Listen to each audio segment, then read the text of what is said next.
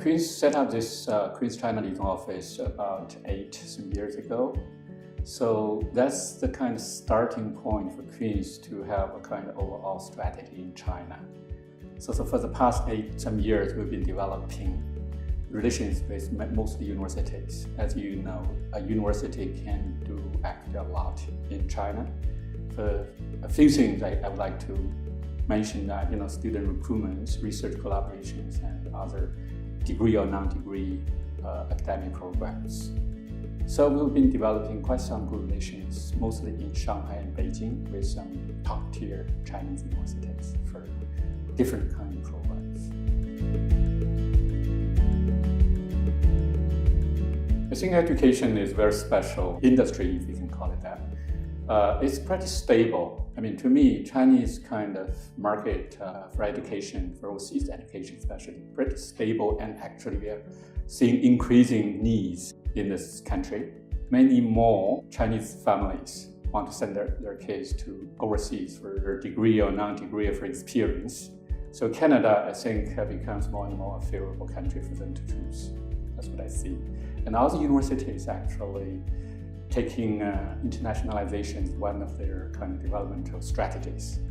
So the university relations, I think there's chances for Canadian to work with them more on, for example, academic programs, research collaborations, and other businesses that a university can do. For education institutions, for me as a university representative, I see it from a few different aspects. Certainly student recruitment for undergraduates, graduates, even at PhD level. There is a big need here. But actually my focus not on student recruitment, but mostly on academic programs, working with universities and research collaboration.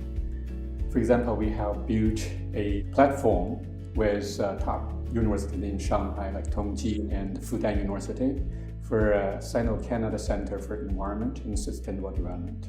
That actually allows us to work with these top universities, scholars from the university, students from the university, on issues related to environment and sustainable development, where I see there is a big and long-term needs. So we using that kind of overall platform to, for example, develop summer schools, institutes, student exchange, and even degree programs. And for research collaboration, I think the opportunity is even kind of greater for Canadian education institution. China, in almost every aspect of scientific kind of research, is a big lab to me.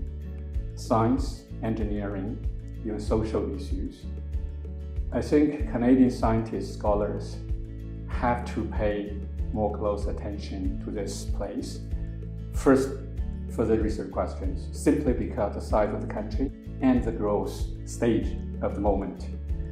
So it created all kinds of scientific questions for people to research on. Secondly, I always try to talk to my professors at Queen's University. This is a place where they do provide sufficient research funding for any research program if you can work with top universities and scholars. So this is, I think, the newer opportunities because Chinese government put billions of dollars for research. Canadians actually coming to China, compared to other major English-speaking countries, to this marketplace, we are latecomer. And secondly, certainly in terms of the number of education institutions, we cannot compete with certainly the United States of America, our big neighbor, and also Britain. And certainly we also have other like Australia and New Zealand. These are the competitors for Canadians. I still can say, even though I think we have some kind of collective efforts to promote Canadian education as a whole. And I think our name is getting better and better known in the Chinese marketplace. But still, I think we are not reached, in my kind of calculation, to the kind of market share that our capacities allows us to reach. So we still have potentials to work towards that. So my suggestion, and that's what I've been trying to do for Queen's University here, is to identify the right schools, the right programs to work with. And we cannot compete with quantities. with other international institutions. But if they continue with quality programs that offer what they need, if we can better match that, we have a chance. But one thing I want to mention, maybe that relate policymakers, business people, and academics together. For Canadians, we need to work together, even though each different kind of sections can work on their own on different issues. But for me, for education institution at Queen's, we've been working with business and policymakers. For example, in Shanghai, we have a collab with Tongji University Environmental Science and Engineering to monitoring Yangtze River water pollution and to provide ecologically friendly solutions to the pollution. That actually we need to work with our government people here, our local office here, and local Shanghai government, like Academy of Environmental Science Shanghai, and also some environmental technology related business from Canada, from Toronto. So if we can work together, actually I think they're mutually beneficial to each other. So the business can come to China and using the university relations, university connections to connect with the local business to work together on issues that becomes more and more important to the further and sustainable development of the country.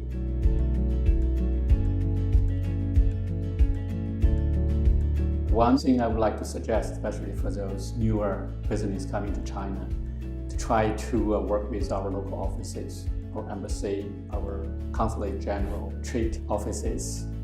For example, I've been getting pretty nice support from our embassy and our consulate in Shanghai for a few initiatives working with Fudan and Tongji University. We set up that I mentioned about the Center for Environmental Sustainable Development. For that one, when we launch it, we have some funding support through our embassy.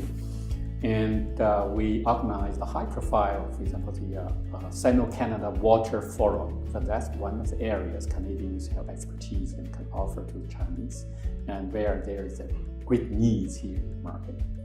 And also, I work with our local offices here to set up a Canadian Public Policy Study Center at Fudan University, where we started a Canadian Study Lecture Series to bring our scholars, but also government officials to come to Fudan campus to talk to the students there about different issues that Canadians kind of taking their stand in the world and in terms also Sino-Canada relations.